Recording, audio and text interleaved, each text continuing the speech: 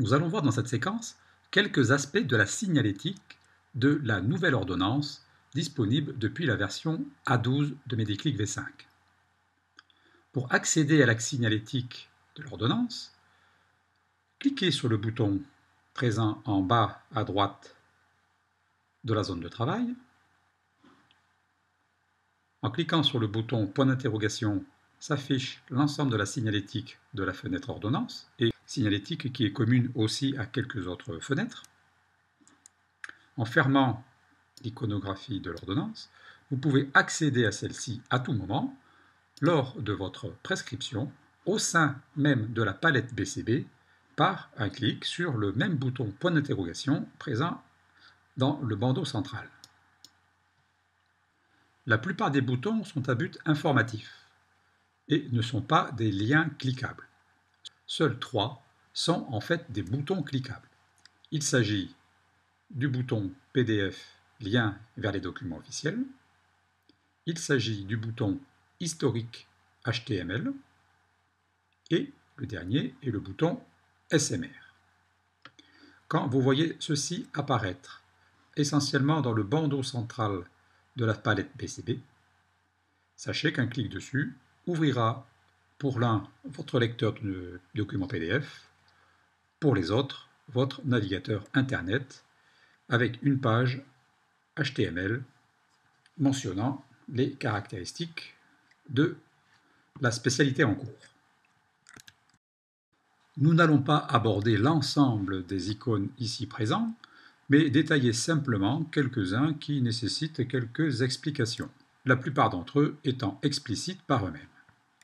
Alors pour afficher dans le bandeau central les informations qui varient pour chaque médicament sélectionné, double-cliquons par exemple sur la ligne de l'ordonnance en cours, le furosémide 40.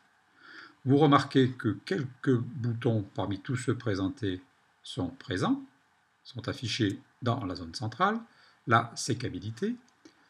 Le bouton I est omniprésent et vous permettra d'afficher au format HTML la monographie du furosémide 40. Un clic dessus et vous lancez votre navigateur Internet avec la présentation des caractéristiques du produit. Le bouton PDF ici présent vous permet d'accéder à des informations complémentaires. Un clic sur une des lignes lancera votre lecteur de documents PDF et vous prendrez ainsi connaissance du document qui lui est relié.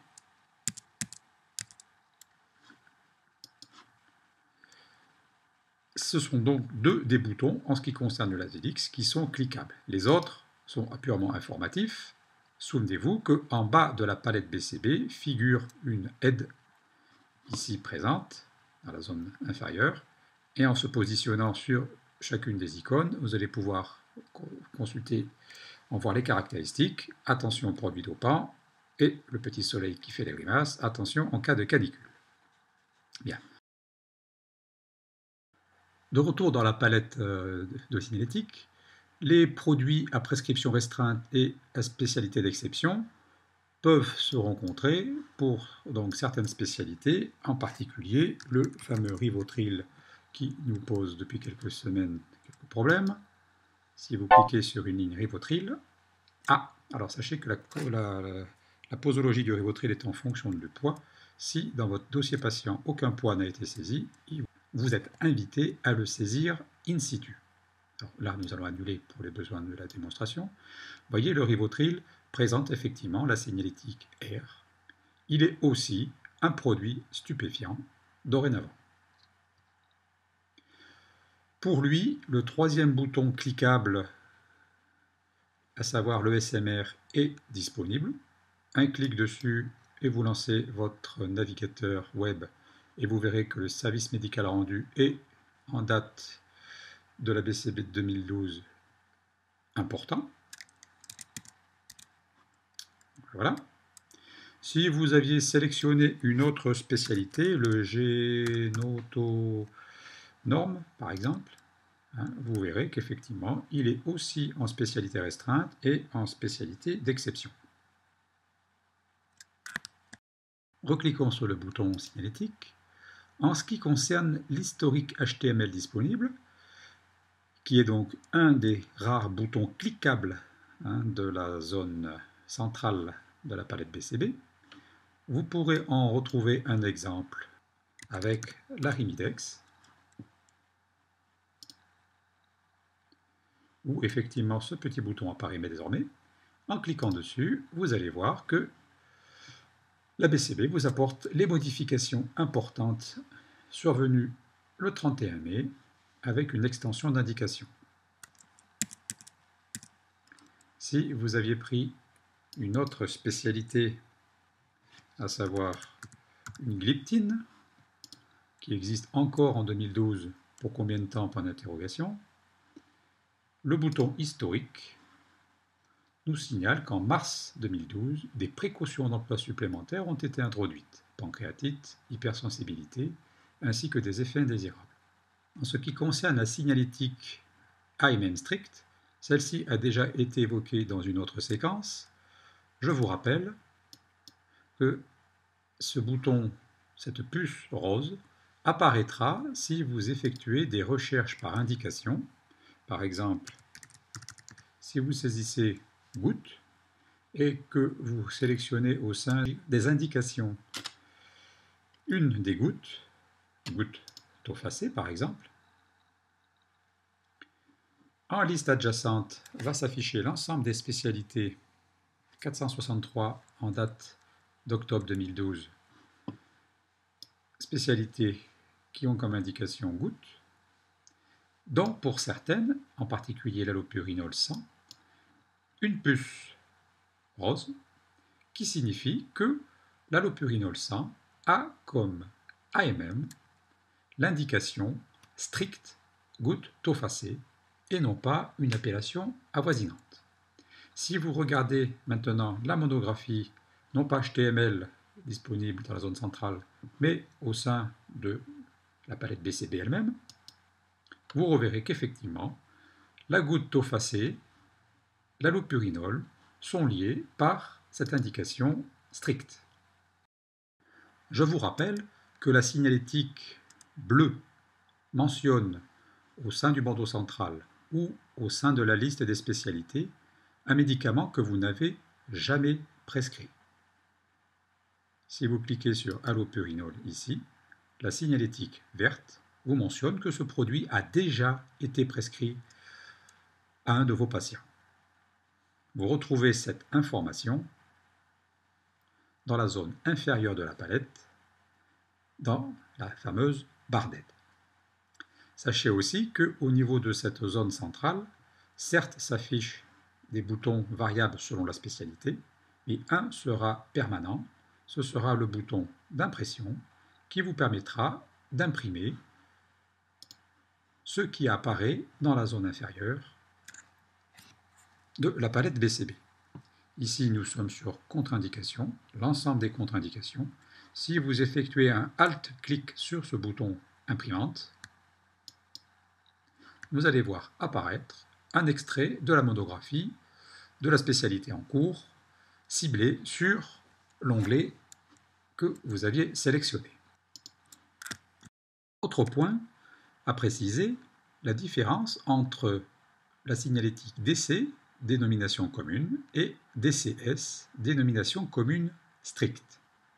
Prenons l'exemple de notre furosémide que nous avions prescrit, non pas initialement tel quel, mais initialement sous forme de Lasix.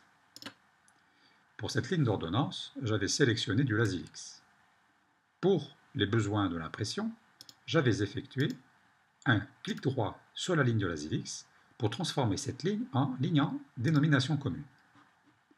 Quand vous imprimez votre ordonnance, vous allez voir figurer sur celle-ci le furosémide 40 comprimé avec une spécialité qui lui est rattachée, celle que vous avez initialement utilisée pour la prescription. Ça, c'est la signalétique DC qui figure non pas en zone centrale de la palette BCB, mais sur la ligne de la spécialité en cours. Imaginez maintenant que je prescrive du furosémide non pas par ce biais-là, mais par l'intermédiaire de l'onglet Dénomination commune, où là, je vais aller sélectionner furosémide. Furosémide 20. Un double clic, non pas sur la spécialité de la liste adjacente, mais un double clic à même la liste des dénominations communes, va faire passer le furosémide 20 en zone de travail. Validons cette posologie en acceptant celle proposée. Si, alors peu importe, si je valide à ce moment-là, j'aurai non pas la DC, mais la DC stricte.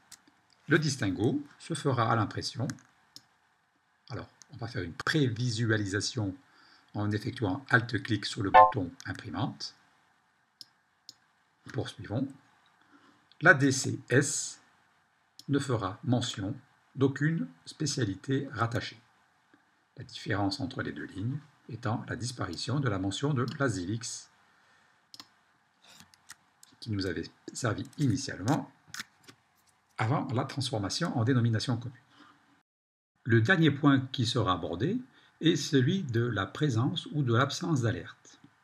Vous aurez de façon omniprésente dans la partie inférieure droite de la fenêtre ordonnance des points d'exclamation ou des coches vertes en face des 8 alertes disponibles dans la fenêtre ordonnance. En quittant l'iconographie et selon la sélection de telle ou de telle ligne, vous verrez aussi que les onglets de la partie inférieure de la palette PCB seront, quant à leur nom, préfixés par l'icône d'alerte ou l'icône de non-alerte.